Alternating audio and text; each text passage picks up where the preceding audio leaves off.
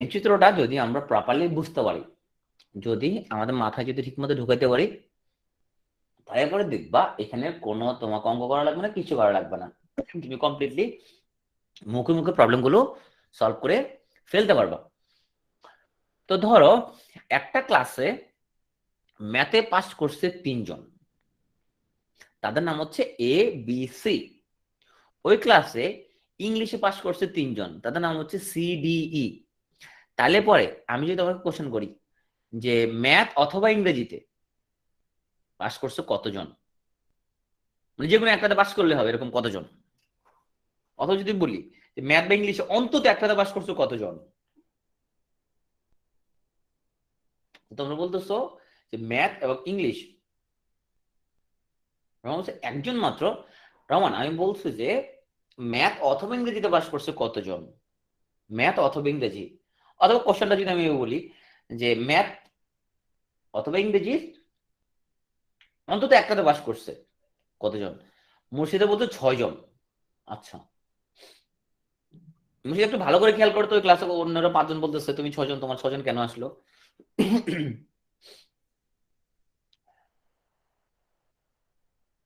ওই ক্লাসে 3 জন ম্যাথে পাস করছে, তাদের নাম হচ্ছে এবিসি, আর 3 জন ইংরেজিতে পাস করছে, তাদের নাম হলো সিডিই। তাহলে তো 6 জন হওয়ার কথা। আমাদের ম্যাথে পাস করছে হচ্ছে যে 3 জন, ইংলিশে পাস করছে 3 জন, তাহলে আমাদের তো মোট লোক হচ্ছে যে 6 জন হওয়ার কথা।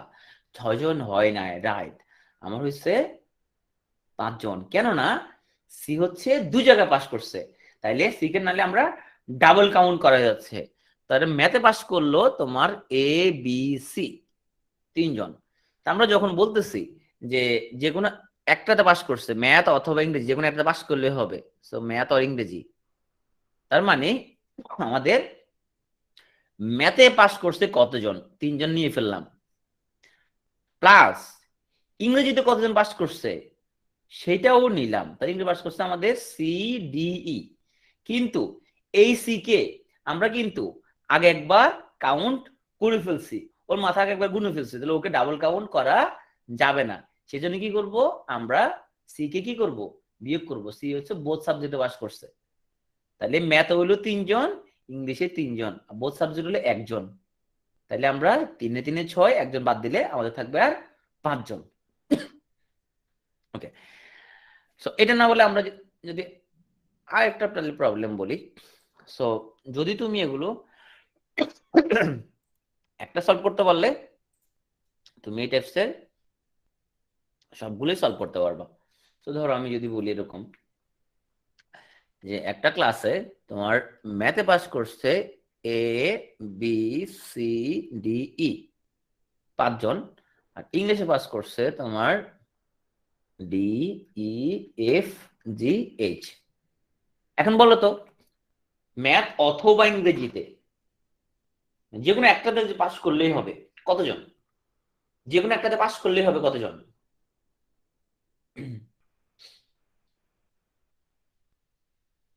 রাইট, যদি আমাদের যে কোনো একটাতে পাস করেছে কতজন সেটা বের করতে বলে, তাহলে আমরা দেখতে পাচ্ছি যে কোনো একটাতে পাস করছে, তাইলে A B C D E, তাহলে এখানে কজন হয়ে গেল আমাদের? 5 জন হয়ে গেল। ওকে, এখন ডি আর ই কে তো আমি আগে একবার কাউন্ট করছি, তাহলে 6 7 8, মোট 8 জন হইলো। হিসাবটা কি হইলো? হিসাবটা হইলো আমাদের ম্যাথ অথবা ইংরেজিতে পাস করছে, ম্যাথ অথবা ইংরেজিতে পাস করছে, মানে একটাতে পাস করলেই হবে। ইজ ইকুয়াল টু দাঁড়াচ্ছে ম্যাথে কয়জন পাস করছে প্লাস ইংলিশে কয়জন পাস করছে। তো ম্যাথে কয়জন পাস করছে, এখানের মধ্যে কিন্তু আমার A B C D E 5 জন আমার এখানে আসছে। আমি আবার দেখলাম ইংলিশে কয়জন পাস করছে, 1 2 3 4 5, ইংলিশে 5 জন পাস করছে। কিন্তু ইংলিশে যে 5 জন, এই 5 জনের মধ্যে ডি আর ই ঢুকে গেছে, ডি আর ই ম্যাথও পাস করছিল, ম্যাথের মধ্যে কিন্তু এদেরকে গুনছিলাম, ম্যাথের 5 জনের মধ্যে ওদেরকে কি গুনছিলাম, ওদেরকে এখন আমরা গুনবো না, তাহলে ওদের দুজনকে আমরা কি করে দিব, বিয়োগ করে দিব, তাহলে এই দুইকে আমরা বিয়োগ করে দিব। তাহলে কত হলো আমাদের? 5 5 10, 10 থেকে 2 গেলে 8 জন। 8 জন হচ্ছে আমাদের অন্তত একটা সাবজেক্ট হলেতে পাস করছে। এইটা কারা কারা বুঝতে পারছি আমরা একদম ক্লিয়ারলি? এই জিনিসটা যদি বুঝতে না পারি তাহলে কিন্তু তুমি পরবর্তী যে একটা গ্যাঞ্জাম লাগাই দিবা। এটা আমরা ক্লিয়ারলি বুঝতে পারছি, রাইট? তার মানে আমরা যদি অন্তত একটা সাবজেক্ট একটা বের করতে হয়, তাহলে আমরা দুটো সাবজেক্ট যোগ করি, উভয়টাকে বিয়োগ করে দিতে হয়। কেননা বিয়োগ যদি না করি তাহলে তো ডাবল কাউন্ট হয়ে যাবে। ওকে, এই জন্য উভয়টাকে সবসময় আমরা বিয়োগ করে দিতে হয়, তাহলে ডাবল কাউন্ট করবো আমরা। তাহলে আমরা যদি ভেঞ্চিত্রের মাধ্যমে যদি জিনিসটা ক্লিয়ার করি, আগে যেটা করছিলাম, তাহলে সেখানের মধ্যে আমরা একটা ভেঞ্চিত্র আঁকি। ভেঞ্চিত্র সুবিধাটা কি তুমি ব্যাখ্যা করবো তোমাকে। ইনফ্যাক্ট তুমি পরীক্ষা কোনো ভেঞ্চিত্র টোটাল কি যে কোনো একটাতে পাস করছে না? টোটালটা আরেকটা, টোটালটা হচ্ছে যে ফেল করার তো আমরা এখানে কাউন্ট করি নাই, ফেল করার তো কাউন্ট করি নাই, ফেল করার সহ কাউন্ট করলে তখন টোটালটা আসতো। সুমন, তোমার কোশ্চেন আমি আসবো, ফেল করাটা তো আমি এখানের মধ্যে আনি নাই। তাহলে ম্যাথ পাস করলো 3 জন, A B C. English pass করলো 3 জন, সি ডি ই। এই ফিগার থেকে খুব ক্লিয়ারলি বোঝা যাচ্ছে সি হচ্ছে ম্যাথের মধ্যে আছে, এর মধ্যে দুইটা গোলার মধ্যে সিটা কি আছে। আচ্ছা, এই গোল্লা দেখে উত্তর দাও তো, শুধুমাত্র ম্যাথে পাস করছে এরকম কে কে আছে? শুধুমাত্র ম্যাথে পাস করছে, মানে ইংরেজিতে করে নাই, শুধু ম্যাথে পাস করছে কতজন? এ এবং বি। সি কে কেন নিচ্ছি না? না রহমত, সি কে নিব না। কেন সি কে নিব না? কারণ সি তো শুধুমাত্র ম্যাথে না, সি ইংরেজিতে পাস করছে। সি কে আমি নিচ্ছি না, শুধু ম্যাথে পাস করছে এ এবং বি। আর যদি বলি যে শুধু ইংরেজিতে কতজন পাস করছে, তাহলে বলবো ডি এবং ই। তার মানে আমরা যদি এগুলাটাকে যদি সংখ্যা আকারে যদি লিখি, তাইলে একজন পাস করছে, উভয় বিষয়ে পাস করছে, আর এখানে আছে 2 জন, এখানে আছে 2 জন। তখন আমরা বলতে পারবো যে মোট ম্যাথ পাস করছে 3 জন, এই 2 আর 3, আর মোট ইংরেজি পাস করছে 3 জন, এই 2 আর 3। কিন্তু যদি বলি শুধু ম্যাথে পাস করছে, ইংরেজি পাস করতে পারবে না, ইংরেজি পাস করছে ও বাদ, শুধু ম্যাথে পাস করছে এই 2 জন, আর শুধু ইংরেজি পাস করছে কিন্তু এই 2 জন, তাই না? চিত্র আঁকতে পারলে তখন তুমি যে কোনো রকম প্রবলেমটা সলভ করতে পারবা। এখন আসলে আমরা একটু আগে যে কথাটা বললাম সেটাকে একটু সূত্রের মাধ্যমে যদি লিখতে পারি, তোমার ম্যাথ অথবা ইংরেজি, ম্যাথ অর ইংলিশ, অথবা এই কথাটা আমরা মিনিং বলতে পারি যে অন্তত একটাতে পাস করছে। এই জিনিসগুলোকে আমরা প্রকাশ করি ম্যাথ অর ইংলিশ, এটা প্রকাশ করি math union English. Number of math union English, অথবা মানে ইউনিয়ন, অথবা মানে ইউনিয়ন। তাহলে math union English is equal to number of math plus number of English minus math intersection English. আমরা সেটার মধ্যে পড়ছিলাম, ইন্টারসেকশন মানে কি? দুজনের মধ্যে কমন। ইন্টারসেকশন মানে কি? কমন। ইন্টারসেকশন মানে হচ্ছে এই এলাকাটা কি কমন। তাহলে আমরা যদি ম্যাথ আর ইংলিশের যোগফল থেকে কমনটা যদি বিয়োগ করি, উপবিষয়টা যদি বিয়োগ করি, তাহলে আমরা অন্তত একটা বিষয়ে পাশের সংখ্যাটা পেয়ে যাব, তাই না? এই যে সূত্রটা আমরা বুঝতে পারছি। এখন সুজন বলছে যে যে মোট স্টুডেন্ট আপনি কেমনে বের করবেন। এখন যদি ধরি এই ক্লাসে ফেল করা নাই, তাহলে ঠিক আছে, আমাদের মোট স্টুডেন্ট চলে আসছে। হ্যাঁ, মোট স্টুডেন্ট চলে আসছে। কিন্তু যদি হয় আমাদের, তাহলে এটা হচ্ছে আমাদের অন্তত একটা পাস করছে। এখন দেখো এইখানে আমাদের তোমার কোশ্চেন আসতেছে। এখন দেখো যদি ধরি আমাদের এখানে যে একজন ফেল করছে এখানের মধ্যে, হ্যাঁ, যদি বলে ম্যাথ ইংলিশে কতজন, ম্যাথ ইংলিশ তো বলে দিছে 3 জন 3 জন করে, তাই না? ওকে, যদি বলে একজন ফেল করছে, তাহলে এফ হচ্ছে ফেল করছে, তাইলে আমাদের 3 জন ম্যাথে পাস করছে এবিসি, 3 জন ইংরেজিতে পাস করছে সিডিই, আর একজন ফেল করছে এফ। তাহলে মোট স্টুডেন্ট কতজন বলো তো? 3 জন ম্যাথে পাস করছে এবিসি, 3 জন ইংরেজিতে পাস করছে সিডিই, আর ম্যাথে আর ওই কোনোটাতে পাস করে নাই, একটাতে পাস করে নাই, ফেল, দুটাতে ফেল, এফ দুটাতে ফেল। মোট স্টুডেন্ট কতজন? রহমান বলতে 7 জন, রহমান এখান থেকে ভুল করে ফেলছে একটু। মুর্শিদে বলতে 7 জন, কাউন্ট করো, মাথা কাউন্ট করো 7 জন হয় কিনা, কেন 7 জন হয়, কি 7 জন হয়? আব্দুল আবার 5 জন আসছে। সো অন্তত একটাতে পাস করছে 5 জন, এই যে A B C D E, অন্তত একটা পাস করছে 5 জন, আর কোনোটাতে পাস করে নাই হচ্ছে যে এফ, ও কোনোটাতে পাস করে নাই। অন্তত একটাতে পাস হলো 5 জন, আর কোনোটাতে পাস করে নাই হলো 5 জন, একজন। মোট স্টুডেন্ট হয়ে গেল 6 জন। আমরা যদি চিত্রের মাধ্যমে, যে এফ হলো বোথ ফেল, তাহলে চিত্রের মাধ্যমে যদি ব্যাখ্যা করি, তাহলে এইভাবে আমরা জিনিসটা ব্যাখ্যা করব। সো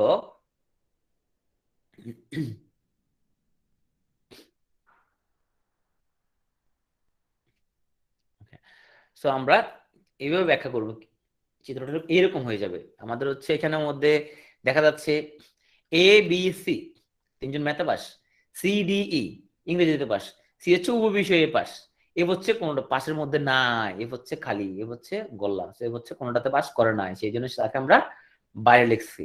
তাহলে মোট স্টুডেন্ট 6 জন। তাহলে মোট স্টুডেন্ট আমরা কিভাবে বের করি? মোট স্টুডেন্ট হচ্ছে টোটাল স্টুডেন্ট মানে হচ্ছে অন্তত একটাতে পাস। এটা কি? অন্তত একটাতে পাস, অন্তত একটাতে, ম্যাথ অথবা ইংরেজি যে কোনো একটাতে হলে পাস করছে সে, প্লাস দুটাতে ফেল। তাইলে আমাকে বলো তো, আমার যদি বোথ সাবজেক্টে ফেল থাকে, ওকে, ধরো একটা ক্লাসে 150 জন স্টুডেন্ট আছে, তার মধ্যে 20 জন উভয় বিষয়ে ফেল করছে, অন্তত একটাতে পাস করছে কতজন? একটা ক্লাস টোটাল স্টুডেন্ট 150, দুইটাতে ফেল করছে হলো তোমার 20 জন, অন্তত একটাতে পাস করছে কতজন? 130 জন অন্তত একটাতে পাস করছে। খুব খেয়াল করে কিন্তু আমি বললাম ওই ক্লাসে টোটাল স্টুডেন্ট 150,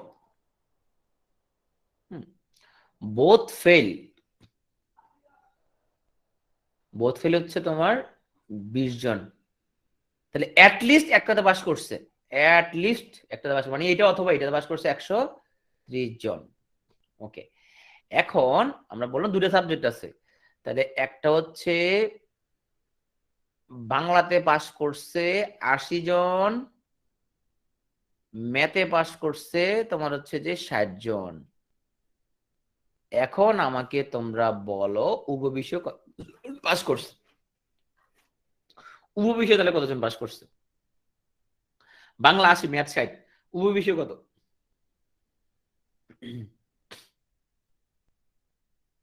আরে বলছো 10, নাহিয়ান বলছো 10, আর অনেকে আমরা জিনিসটা বুঝি নাই। তো মোট স্টুডেন্ট ছিল 150, বোথ ফেল 20 জন, তাহলে 20 জন বাদ, তাহলে 130 জন হচ্ছে অ্যাটলিস্ট একটাতে পাস করছে। আমরা জানি অ্যাটলিস্ট একটাতে পাস করছে 130 জন, অ্যাটলিস্ট একটাতে পাস করছে ইজ ইকুয়াল টু বাংলাতে কতজন পাস প্লাস ম্যাথে কতজন পাস মাইনাস করতে হবে বোথ সাবজেক্টে পাস, কারণ আমরা কিন্তু সূত্র পড়ে আসছি, বোথ সাবজেক্ট পাস যদি আমি বিয়োগ না করি তাহলে ডাবল কাউন্ট হয়ে যাবে। তাহলে অন্তত একটাতে pass is equal to Bangla কতজন পাস প্লাস ম্যাথে কতজন পাস মাইনাস বোথ সাবজেক্টে পাস। 80 আর 60 যোগ করলে কত? তাহলে 140 থেকে আমি যদি বোথ সাবজেক্টে পাস বিয়োগ করি তাহলে আমাদের সে কি 130 জন আসার কথা। নিশ্চয় বোথ সাবজেক্ট হচ্ছে কতজন? নিশ্চয় বোথ সাবজেক্ট হচ্ছে 10 জন। 40 থেকে 10 গেলে 130। এটা কি বুঝতে পারছে না বুঝতে পারি নাই? কারা কারা বুঝতে পারে নাই বলি একটু হাত তুলি, কমেন্টে লিখো যারা যারা বুঝতে পারো নাই। এটা আগের 5-6 জিনিসটাই আমি জাস্ট এখানে একটু ফিগারটা একটু চেঞ্জ করে দিলাম। কারা কারা বুঝতে পারো না বলো?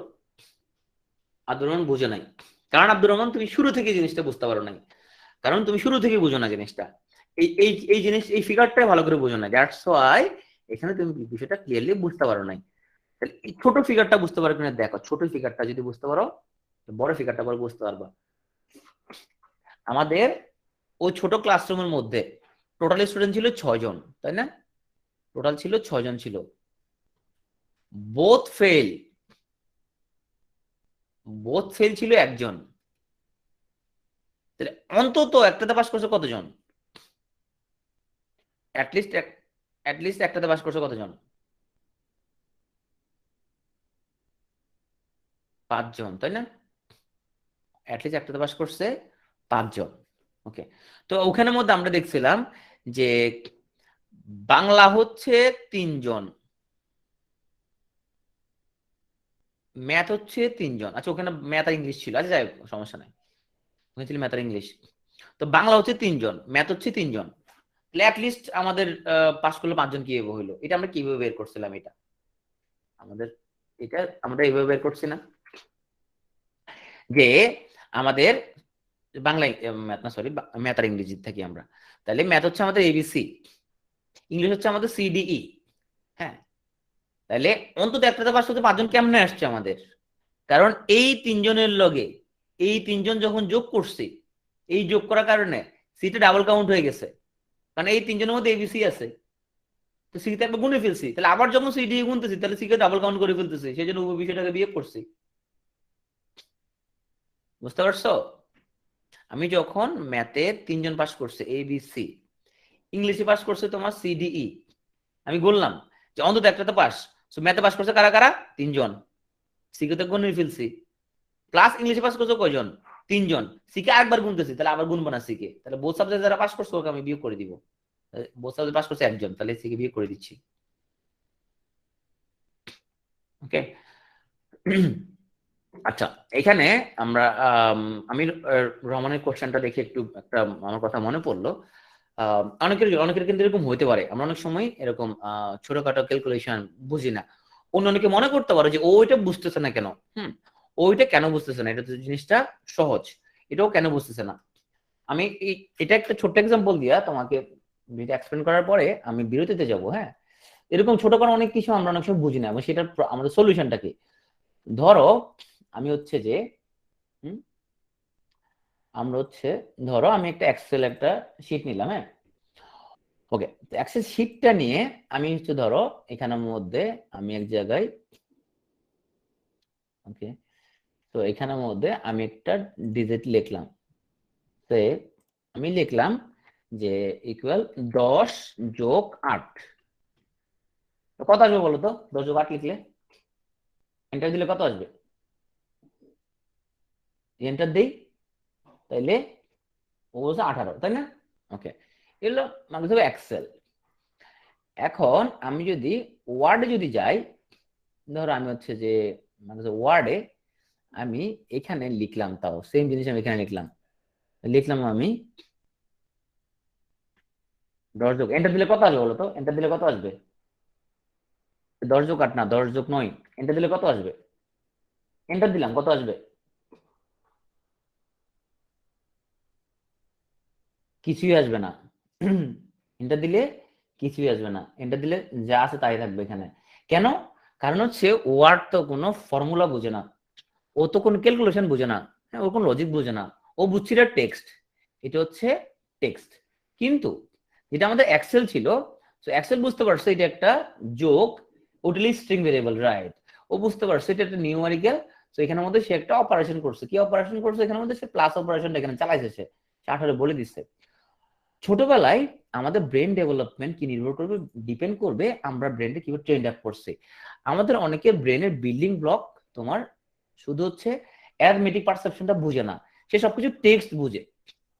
সে এটা হলো 1, এটা হলো 2, এটা হলো 3, এটা হলো 4, হ্যাঁ, সে এই 25 মানে যে 20 এবং 5, এটা সে প্রপারলি তার ব্রেন ইন্টারপ্রেট করতে পারে না, তার ব্রেনের কাছে 25 স্রেফ একটা টেক্সট।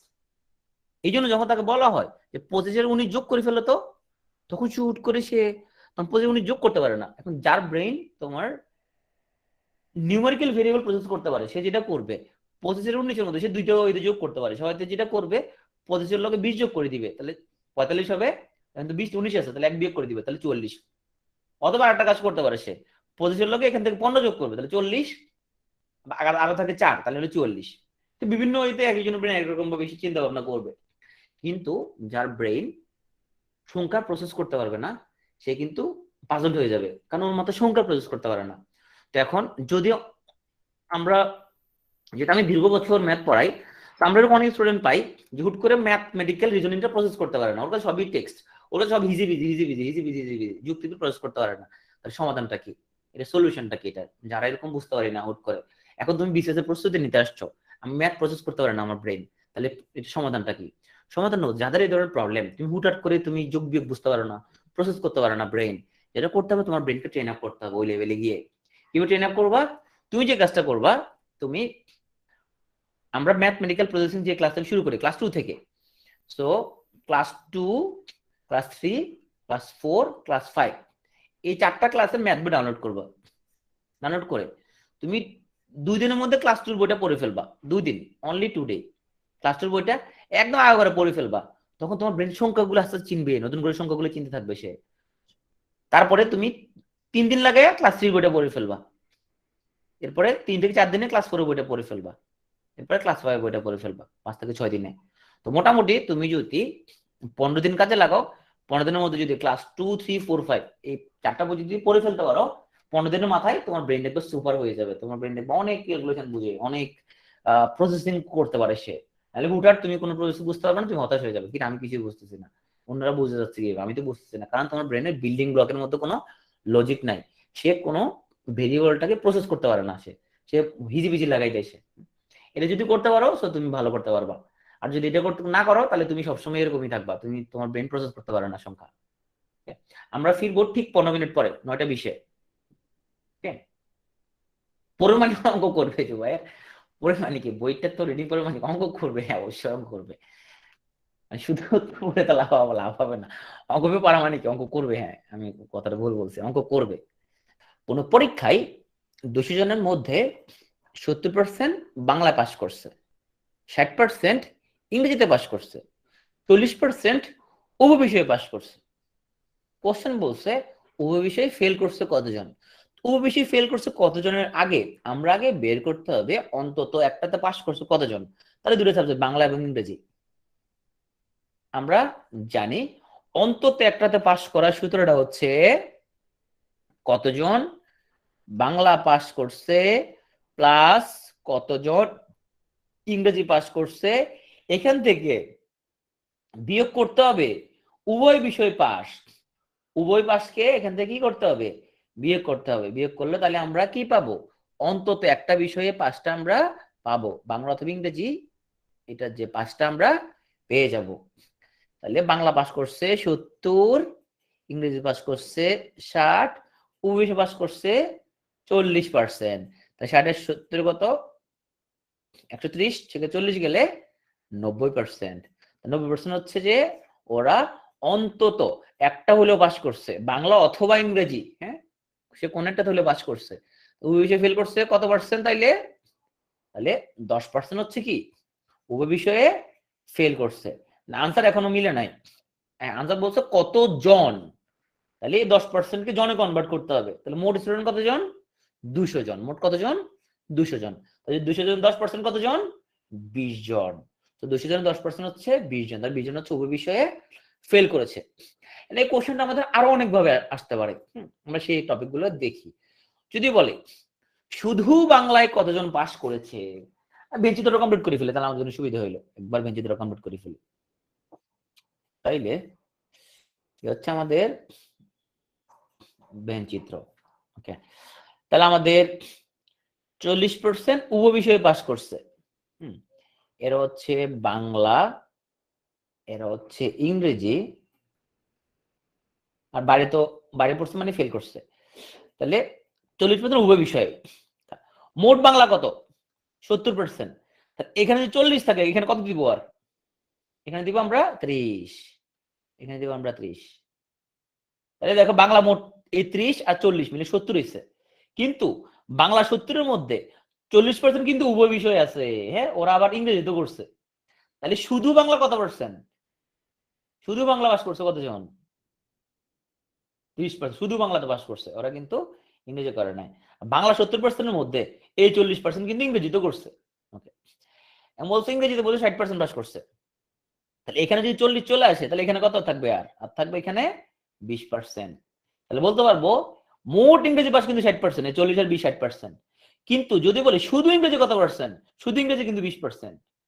কারণ টোটাল ইংরেজি 60%, সেই 60%-এর মধ্যে এই 40% কিন্তু বাংলা তো পাস করছে, বাংলার ভিতরে ওরা আছে, হ্যাঁ এই 20% কিন্তু বাংলার ভিতরে নাই, এরা শুধু ইংরেজি পাস করছে। তাহলে এখানের মধ্যে ক্লিয়ার হয়ে গেল, তাহলে আমাদের 30% শুধু বাংলা, 20% শুধু ইংরেজি, হ্যাঁ হয়ে গেল 50, 40% উভয় পাস করছে হয়ে গেল 90। এখানে হচ্ছে 10%, এটা হচ্ছে উভয় বিষয়ে ফেল করছে। তাহলে আমরা বাংলা 70, ইংরেজি 60 মোট, হ্যাঁ এই বাংলা 70 ইংরেজি 60 এই দুটার যোগফল থেকে উভয় বিষয়ে পাস চলে যদি বিয়োগ দেয় তাহলেও 90 আসবে। আবার আমরা সেপারেট করে করে এরকম করতে পারি, এরকম এই যে এরকম আমরা আলাদা করলাম শুধু বাংলা কত, উভয় কত, শুধু ইংরেজি কত, তাও কিন্তু কি জিনিসটা একই আসবে, তাই না? আমরা ভাগ করে করতে পারি। তাহলে আমরা এই ফিগারটা যদি আমাদের চোখের সামনে থাকে, আমরা যে কোনো রকম প্রবলেম সলভ করতে পারবো। যদি বলে এখানে শুধু ইংরেজি কতজন পাস করছে, এই শুধু বাংলা কতজন পাস করছে, সবগুলো বের করতে পারবো। কারণ আমরা যেহেতু এখানের মধ্যে পার্সেন্টটা বের করাটা আমাদের শুধুমাত্র এতটুকুই অঙ্ক। হ্যাঁ, তারা মুখোমুখি জিনিসগুলো করে ফেলতে পারবো। তাহলে বাংলা কতজন? 60 জন। রাইট, জাস্ট বাংলা হচ্ছে 30%। 30% মানে 230% মানে কত? 60 জন। তাহলে শুধু বাংলা যদি বের করতে বলে তাহলে হচ্ছে 60 জন। আর যদি বলে শুধু ইংরেজি যদি বলে, শুধু ইংরেজি, কোনটা পাস করে নাই, শুধু ইংরেজি হলো 20% মানে হচ্ছে 40 জন। 220% মানে হচ্ছে 40 জন। ওকে, সো আমরা পরের প্রবলেমটা যাই। কোন স্কুলে 70% পরীক্ষার্থী বাংলা আর 80% পরীক্ষার্থী গণিতে পাশ করছে, কিন্তু উভয় বিষয়ে 10% ফেল করেছে। যদি উভয় বিষয়ে 240 জন শিক্ষার্থী পাশ করে থাকে তবে মোট শিক্ষার্থী কত? তাহলে এখানে একটা আমরা বেঞ্চি ধরে একটু কমপ্লিট করি। আচ্ছা, তাহলে 10% উভয় বিষয়ে ফেল। 10% যদি উভয় বিষয়ে ফেল হইয়া থাকে তাহলে বলো তো অন্তত একটাতে পাস করছে কতজন? বাংলা অথবা গণিত, যে কোনো একটাতে পাস করছে। তাহলে যদি উভয় বিষয়ে 10% ফেল করে থাকে অন্তত একটাতে পাস করছে 90%। ওকে, আচ্ছা, এখন আমাকে বলছে বাংলা 70, গণিত 80। আমরা জানি অন্তত একটাতে পাস করা মানে কি? অন্তত একটাতে পাস করা মানে কি আমরা কি জানি? যে অন্তত একটা পাস, বাংলা অথবা ম্যাথে পাস করছে, অন্তত একটাতে পাস করছে মানে কি? মানে হচ্ছে number of Bangla pass plus number of গণিত পাস বিয়োগ উভয় বিষয়ে পাস, তাই না? তাহলে অন্তত একটাতে পাস করছে হচ্ছে আমাদের 90%। বাংলা কত? 70, বাংলা 70, গণিত কত? 80। তাহলে বলো তো এখানে কত হবে আমাদের? উভয় বিষয় পাস কত? 60%, রাইট? 70, 80, 150 থেকে এখানে 60 বসাইলে তাহলে আমাদের কত পাওয়া যাবে? 90% পাওয়া যাবে। সবাই কি বুঝতে পারছো? আব্দুর রহমান বুঝতে পারছো? এবার রহমান বুঝছো জিনিসটা? ক্লিয়ার? ওকে, তাহলে 60% হচ্ছে উভয় বিষয়ে পাস করছে। তাহলে আমরা মুখোমুখি হতে জিনিসটা করতে পারবো, তাই না? মুখে ধরো আমরা কোনো চিত্রমিত্র আঁকতেছি না, আমরা কোনো হিসাব করতেছি না, মুখোমুখি গানে বের করবো। উভয় বিষয়ে 10% যদি ফেল করে থাকে অন্তত একটাতে পাস করছে হচ্ছে 90%। তাহলে আমার বলছে বাংলা 70, গণিত 80, হয়ে গেল 150। 150 থেকে উভয় বিষয় বাদ দিতে হবে, তাহলে 90 আসবে। তাহলে 150 থেকে কত বাদ দিলে 90 আসে? 150 থেকে 60 বাদ দিলে 90 আসে। তাহলে 60% হচ্ছে উভয় বিষয়ে পাস। এখন আমাকে কিন্তু এটা বের করতে বলে নাই। এখন এই যে 60% উভয় বিষয়ে পাস, এটা কোনো মান টান দেয়া আছে কোথাও? 60% উভয় বিষয়ে পাস, এটা মান দেয়া আছে? দেয়া আছে। 60% মানে উভয় বিষয়ে পাস, মান মানে 240 জন, রাইট? 240 জন। তাহলে আমার কত পার্সেন্ট মান বার করতে হবে? কত পার্সেন্ট মান বার করতে হবে? 100% মান বার করতে হবে, রাইট? আমাকে মোট শিক্ষার্থী বার করতে হবে 100%। তাহলে কত হয় বলো তো? বের করে ফেলো তো। 60% মানে 240 হলে তাহলে মোট শিক্ষার্থী কতজন? 400 জন, রাইট? নুসরাত বের করে ফেলছে সবার আগে। মোট শিক্ষার্থী হচ্ছে 400 জন। তো আমরা বলতে পারবো 60% ইজ ইকুয়াল টু 240 হয়, তাহলে আমাদের 1% মানে হচ্ছে আমাদের 60 ভাগের 240, আর আমাদের তাহলে 100% ইকুয়াল টু হচ্ছে আমাদের 60%, 240% ইন্টু 100%। তাহলে কাটাকাটি করলে 4 ইকুয়াল টু 400। হ্যাঁ, তোমাদের একদম প্রথম ওরিয়েন্টেশন ক্লাস এবং তোমাদের যে কিছু ওয়েবিনারের মধ্যে আমি একটা কথা বলছিলাম, আমি বলছিলাম বিসিএস হচ্ছে একটা হাইলি ওভাররেটেড এক্সাম। একটা ওভাররেটেড এক্সাম মানে যতটা কঠিন বলা হয় বিসিএস মূলত অতটা কঠিন না, বিসিএস অতটা হাইফাই মার্কা এক্সামও না। হ্যাঁ, মূলত ব্যাপারটা হচ্ছে বিসিএস নিয়ে লেগে থাকা লোকের পরিমাণ খুবই কম। তার মানে 4 লাখ যদি পরীক্ষা দেয় তার মধ্যে আসল পরীক্ষার্থী হচ্ছে মাত্র 15 থেকে 20 হাজার। হ্যাঁ, বাকিরা খামাকা উদয়, বুঝতে পারছো? তো এই কোর্সে ভর্তি হচ্ছে সবগুলি 260 জনের মতো। তাহলে ক্লাসে কয়জন আসতেছে? ক্লাসে আসতেছে শুধু 60 জনের মতো। নেক্সট মান্থ থেকে ক্লাস আছে আরো কম, তারপরে আরো কম, একসময় ওইজনের ধৈর্যটা হারায় যাবে। তো যেটা হয় বিসিএস যেহেতু লম্বা সময়ের প্রস্তুতি নিতে হয়, তো তোমার হচ্ছে যে ধৈর্যটা মানুষ ধরে রাখতে পারে না। সবাই চাই শর্টকাট, সবাই চাই শর্টকাটে বড়লোক হবে, হ্যাঁ শর্টকাটে চাকরি পাওয়া যাবে। দুঃখজনক হলে সত্য, পৃথিবীতে কোনো শর্টকাট নাই।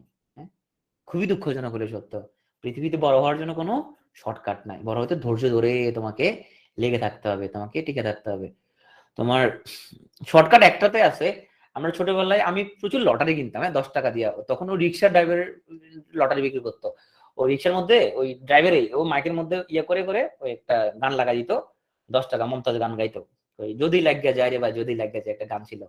তো আমরা হচ্ছে ওইটাই 10 টাকা লটারিটা কিনতাম। তো কিনে নিয়ত করতাম যে এই আল্লাহ আমি যদি লটারি 30 লাখ টাকা পাই, তাহলে হচ্ছে মসজিদে 10 লাখ টাকা দিয়ে দিব। হ্যাঁ, পরে দিকে আল্লাহ পাক আমার কথা শুনতেছে না, এই শালা আল্লাহ পাকের মেজাজ খারাপ হচ্ছে কি, উনি শুনতেছে না কেন? আমি আল্লাহ মসজিদ ওনার ঘর, আমি 10 লাখ টাকা দিব বললাম, তাও উনি শুনতেছে না। এটা কেন কেন হচ্ছে এরকম?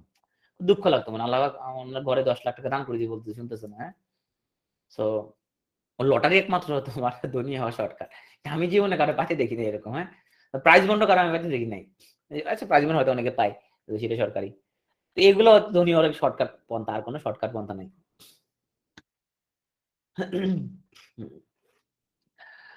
তো এখন আসো আমরা তাইলে এটা করি তো সবাই একটু, এটা আগেরটার জাস্ট একটু উল্টাটা, উল্টাটা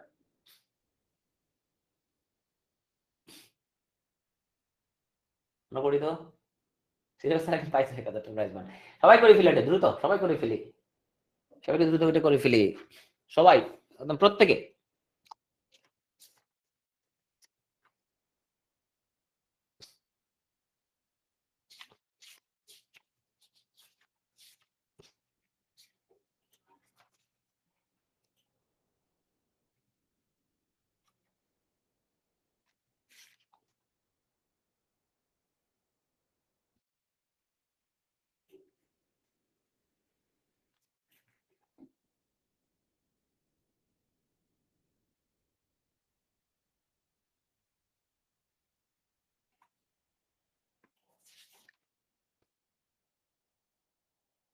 ওকে, তো অনেকে বের করে ফেলছে, তাহলে এটা আমরা একদম মুখে মুখে বের করে ফেলতে পারবো।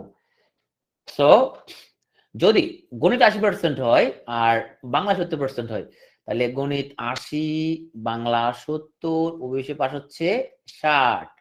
তাহলে গণিত বাংলা এই দুটো যোগফল থেকে আমরা যদি ওবিসি পাসটা বিয়োগ করে দেই, তাইলে আমাদের যে মানটা আসবে সেটা হচ্ছে অন্তত একটা বিষয়ে পাস করছে।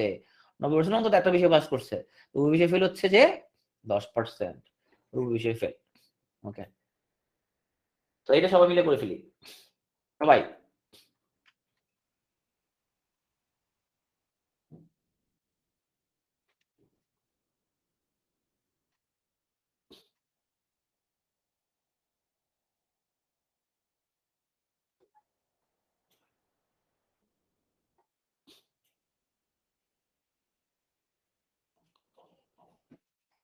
আরিফ করে ফেলছে, আরিফ খান।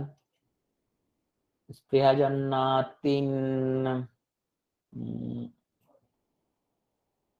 না 3 না। খায়রুল গাদান, খায়রুল গাদানের 4 বা 8 না।